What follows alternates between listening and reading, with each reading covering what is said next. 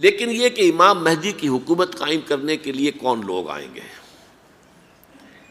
عرب جو ہیں وہ اندر سے کھوکھلے ہو چکے ہیں، عیاشی نے، دولت نے، پیسے نے، دولت، پیسہ، عیاشی، اس کی وجہ سے کھوکھلے ہو چکے ہیں۔ یہاں میں آپ کو دو حدیثیں سنانا چاہتا ہوں۔ سنن ابن ماجہ کی روایت ہے حضرت ابو ہریرہ سے رضی اللہ تعالی عنہ، قال قال رسول اللہ صلی اللہ علیہ وسلم اذا وقعت الملاحم بعث اللہ بعثا من الموالی ہم اکرم العرب فرسا واجودہ سلاحا یوید اللہ بہم الدین، رواہ ابن ماجہ عن ابی ہریرہ رضی اللہ تعالی عنہ۔ جب ملاحم کا دور شروع ہوگا تو اللہ تعالیٰ اٹھائے گا ایک لشکر یا لشکروں پر لشکر موالی میں سے۔ موالی کون ہے؟ عربوں نے جب فتح کیا تھا اس پورے علاقے کو خلافت راشدہ کے دوران، اور پھر وہ لوگ جو ہے، ایک رائے تو یہ تھی کہ انہیں غلام بنایا جائے سارے آبادیوں کو، لیکن یہ کہ حضرت عمر کا اجتہاد تھا، اس کے مطابق جو ان کو غلام نہیں بنایا گیا تو وہ موالی کی حیثیت رکھتے ہیں۔ عربوں میں دم نہیں ہے، موالی میں سے لشکر اٹھیں گے کہ جو در حقیقت حضرت مہدی کی حکومت کو قائم کریں گے۔ دوسری حدیث سنیے، عن عبداللہ ابن الحارث رضی اللہ تعالی عنہ، اور یہ ابن ماجہ کی روایت ہے، قال قال رسول اللہ صلی اللہ علیہ وسلم یخرج ناس من المشرق فیوطئون للمہدی یعنی سلطانہ، لشکر نکلیں گے، لوگ آئیں گے مشرق سے اور وہ حضرت مہدی کی حکومت کو جمائیں گے اور قائم کریں گے۔ اب ذرا نوٹ کیجئے کہ جزیرہ نماء عرب کے مشرق میں کون سے ملک ہیں؟ تین: ایران، افغانستان، پاکستان۔ یہ تین سالڈ مسلم ممالک، مسلم آبادی اکثریت۔ ویسے تو یہ کہ آگے ہندوستان میں 20 کروڑ مسلمان ہیں، لیکن وہ 20 کروڑ جو ہے وہ تو 80 کروڑ کے اندر تحلیل ہو جاتے ہیں غیر مسلموں میں، لیکن یہاں جو معاملہ ہے یہ غالب اکثریت کے۔ ان میں سے ایران کا معاملہ جہاں تک ہے، نمبر 1 یہ کہ وہ شیعہ عقائد کے حصار میں بند ہے، اس سے ادھر ادھر ہونا اس کے لیے ممکن نہیں۔ حدیث میں یہ بھی آتا کہ اصفہان سے 70,000 یہودی دجال کا ساتھ دیں گے۔ لیکن بہرحال خراسان ایک صوبہ ہے افغانستان کا اس وقت بھی، شمال مشرقی کونے میں، مجھے امید ہے وہاں سے خیر کی، کیونکہ خراسان کا لفظ وہاں پہ شامل ہے، اور حضور کی حدیث میں بعد میں آپ کو سناؤں گا کہ خراسان سے فوجیں چلیں گی جو یروشلم کو دوبارہ حاصل کریں گی، فتح کریں گی۔ جیسے پہلے یروشلم کھویا عربوں نے تھا، دوبارہ حاصل کیا تھا کرد نے، کرد خون صلاح الدین ایوبی رحمۃ اللہ علیہ، ایسے اب پھر عربوں نے کھویا ہے، لیکن لینے والے خراسان سے لشکر آئیں گے۔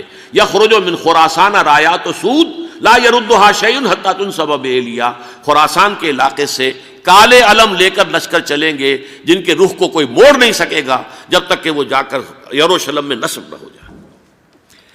اس کے بعد نام آتا ہے پاکستان کا۔ یہ ہے میری اور آپ کی داستان، اور یہ ہے سبب جس کی وجہ سے کہ میں آپ سے یہ گفتگو کر رہا ہوں۔ اصل میں تو کس لیے؟ محض ایک علمی استفادہ، محض اپنی بات آراء کو ظاہر کرنے کا شوق نہیں، بلکہ یہ کہ اپنی ذمہ داری ہم پہچانیں کہ ہم کس مقام پر کھڑے ہیں۔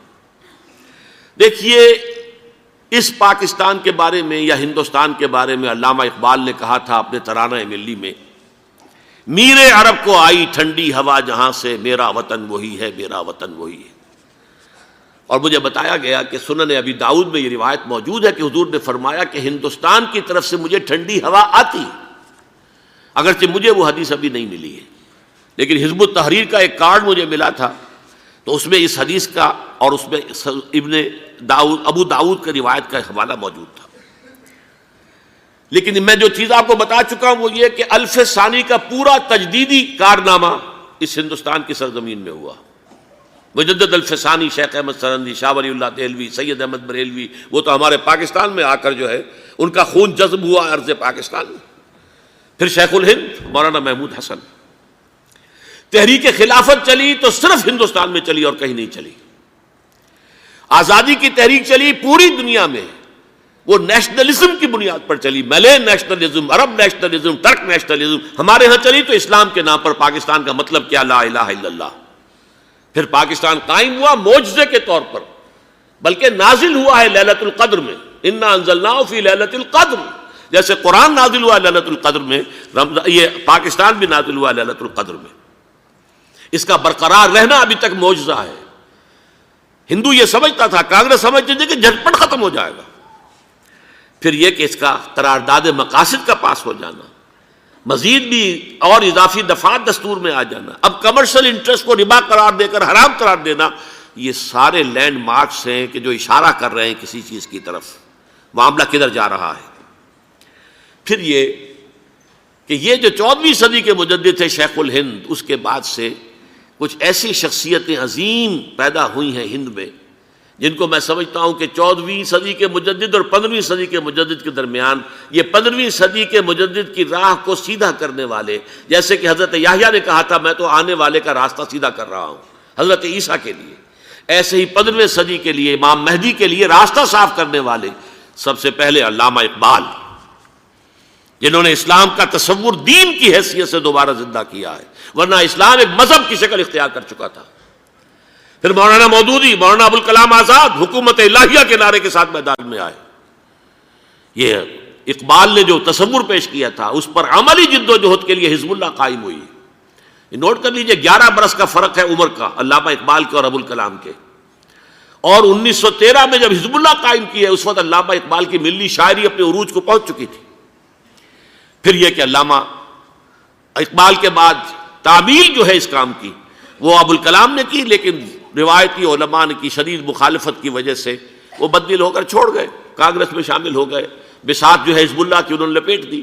پھر مولانا مودودی آئے، انہوں نے وہ ڈور جو ہے اس کا سرا تھاما، جماعت اسلامی قائم کی حکومت الہیہ ہی کے قیام کے لیے۔ اگرچہ میرے نزدیک یہ کہ وہ انتخابی اور ایک قومی سیاست کی ایک جماعت بن کر پاکستان میں جو ہے دلدل میں پھنس گئی ہے، اب ہم اس کی کوشش کر رہے ہیں، تنظیم اسلامی اور یہ تحریک خلافت جس کے تحت یہ جلسہ ہو رہا ہے، یہ ساری چیزیں وہ ہیں کہ آپ کو سوائے پاکستان کے اور کہیں نہیں ملیں گی پوری دنیا میں۔ معلوم ہوتا ہے کہ پاکستان کو بہت بڑا رول پلے کرنا ہے اس میں، اور اس کے ساتھ اب جمع کر لیجئے افغانستان کی عمارت افغانستان، اسلامی عمارت افغانستان قائم ہو چکی ہے۔ یہ پچھلے 20 سالوں میں جو کچھ وہاں ہوتا رہا ہے اس سے پہلے تصور نہیں ہو سکتا تھا۔ علامہ اقبال کے فرزند بھی دیکھ کر آئے ہیں، تو اگرچہ وہ خود میں سمجھتا ہوں کہ خاصے انہیں آپ لبرل کہیں، آزاد خیال کہیں، لیکن اس درجے متاثر ہو کر آئے تھے کہ انہوں نے یہ کہا افغانستان میں جو میں نے حالات دیکھے ہیں کہ اگر 2-4 اور مسلمان ملکوں کے اندر یہ نظام قائم ہو جائے تو پوری دنیا مسلمان ہو جائے گی۔ یہ سب کچھ کیسے ہو رہا ہے؟ یہ آنے والے دور کی جھلکیاں ہیں۔ Coming events are casting their shadows before. یہ سب بتا رہے ہیں کہ پاکستان افغانستان کو مل کر اس میں کوئی عظیم رول پلے کرنا ہے۔ اور اس کے ضمن میں اب میں علامہ اقبال کے بارے میں آخری بات کہہ رہا ہوں۔ علامہ اقبال کے بارے میں عام یہ خیال ہے، انہوں نے اپنے خطبات میں مہدی کا اور نزول مسیح کا، حالانکہ میں کل پڑھ رہا تھا مولانا سید احمد اکبر آبادی رحمۃ اللہ علیہ کا ایک مقالہ ان کا کہ علامہ اقبال نے ابن خلدون کے بارے میں یہ کہا ہے کہ مہدی کا اور نزول عیسیٰ کا دونوں کا انہوں نے انکار کیا ہے، حالانکہ ابن خلدون نے نزول عیسیٰ کا انکار نہیں کیا، صرف مہدی کا انکار کیا ہے۔ بہرحال علامہ اقبال نے خطبات میں انکار کیا ہے، لیکن یہ کہ اپنی شاعری کے اندر میں چیلنج کرتا ہوں کسی بڑے سے بڑے اقبال شناس کو، ان کا یہ شعر ذرا سنیے: خضر وقت از خلوت دشت حجاز آید بروں، کارواں زی وادی دور و دراز آید بروں۔ خضر وقت، امام وقت، رہنمائے وقت، قائد وقت، خلوت دشت حجاز، حجاز کی صحرا کی کسی خلوت گزینی سے نکل کر باہر آئیں گے۔ میں حیران ہوتا ہوں علامہ کے اس فکر پر اور اس مصرے پر۔ یہاں انہوں نے شیعہ اور سنی دونوں کے کانسیپٹ جمع کر دیے۔ شیعہ کا کانسیپٹ یہی چھپے ہوئے کسی غار میں وہاں سے برآمد ہوں گے، اور ہمارا کانسیپٹ میں ام سلمہ رضی اللہ تعالیٰ عنہ کی حدیث سنا چکا، چھپے ہوئے ہوں گے وہ وہاں پر، مدینے سے نکل کر آ کر مکے میں چھپ جائیں گے۔ اس خانہ جنگی کی حالت میں لوگ ان کی طرف دیکھ رہے ہوں گے، سوچتے ہوں گے انہیں میدان میں آنا چاہیے، کوئی پارٹ پلے کرنا چاہیے، امت کی رہنمائی کرنی چاہیے، لیکن وہ چھپیں گے، وہ کارے ہوں گے، وہ اس ذمہ داری کو قبول نہیں کرنا چاہیں گے، جا کے چھپ جائیں گے مکے میں، وہاں سے مکے والے انہیں نکالیں گے، اور وہ کارے ہوں گے، انہیں بالکل یہ پسند نہیں ہوگا کہ یہ ذمہ داری اٹھائیں۔ تو خضر وقت از خلوت دشت حجاز آیت بروں، کارواں زی وادی دور و دراز آیت بروں۔ کارواں جو چلے گا ان کی مدد کے لیے اس وادی دور و دراز، اس زی عظیم وادی دور و دراز، یہ وادی سندھ ہے۔ وادی سندھ جو ہے ہم سمجھتے ہیں کہ صرف یہ پاکستان اور پنجاب جو ہے یہ اس میں شامل ہے، سندھ اور پنجاب نہیں، افغانستان کا پورا مشرقی علاقہ اس میں شامل ہے۔ جیسے دریائے جہلم سندھ میں جا رہا ہے، جیسے دریائے گلگت سندھ میں آ کر ملتا ہے، جیسے دریائے چناب اور راوی اور جہلم اور یہ سب جا رہے ہیں اور آ رہے ہیں، اسی طرح دریائے کابل کہاں سے آ رہا ہے، دریائے گومل کہاں سے آ رہا ہے، ٹوچی کہاں سے آ رہا ہے، یہ سارا جو ہے ڈرین جو ہو رہا ہے ایسٹرن جو ہے پارٹ آف افغانستان، یہ سب وادی ہے۔ اس وادی کے یہ دو حصے ہیں، ایک حصہ جو ہے یہ ادھر پاکستان میں ہے اور اسی وادی کا دوسرا حصہ جو ہے وہ افغانستان میں ہے۔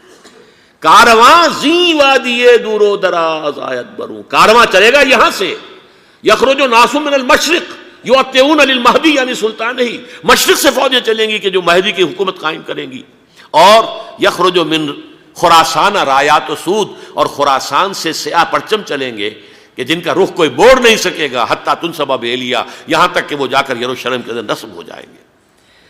حضرات، میں ایک میری گفتگو کا حصہ باقی تھا لیکن میں اسے چھوڑ رہا ہوں، اس لیے کہ گلوبلائزیشن جو اس کی ہوگی، جو خلافت علی منہاج النبوہ کی تجرید کامل حضرت مہدی کے ہاتھوں عرب میں ہوگی، اس سے پہلے اس کے لیے محنت، کوشش، جد و جہد پاکستان اور افغانستان میں ہو چکی ہوگی جو اسے سپورٹ کرے گی اور وہاں جا کر حکومت قائم کرے گی۔